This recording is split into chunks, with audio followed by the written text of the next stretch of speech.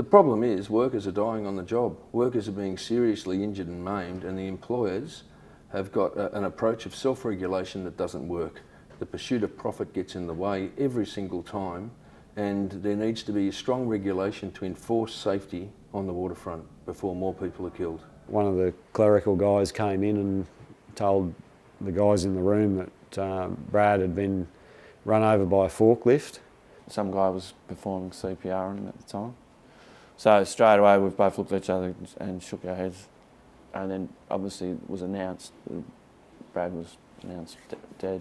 After that I went over to see Joe, who was driving the forklift, to make sure that he was all right. He was in quite a bit of shock. It was etched in your head, those visions, and you didn't really need to see that. From June 2003 to June 2007, 4 fatal injuries. 411 serious near-miss or minor personal injuries that could have resulted in a serious incident from February 2006 to 2008.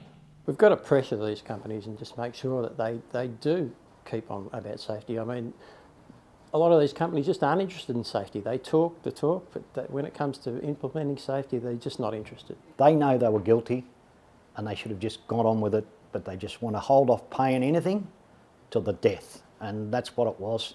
They've virtually been told that they've killed Bobby, their practice has killed Bobby, their lack of safety has killed Bobby, and it's about time we've done something about it so you don't have to drag the families through all the court system. Having some respect back from the employers who are standing over workers with bullying, harassment, intimidation rife right across the waterfront.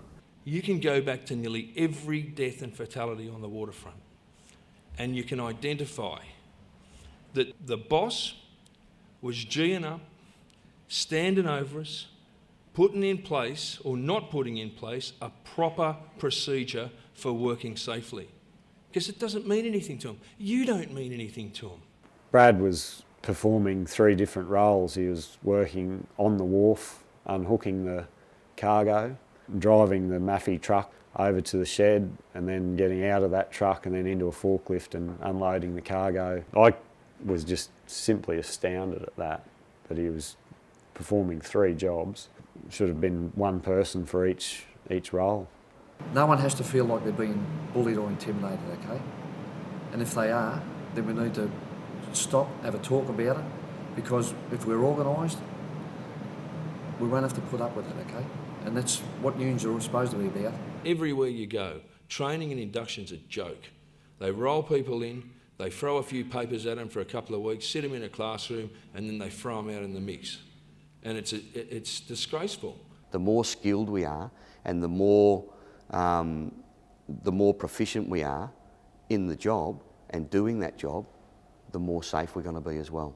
And one of the things that we're determined to do in the next round of bargaining is to make sure that every stevedore in this country is properly trained so that we can go and deliver safety on the job by our ability to know the job.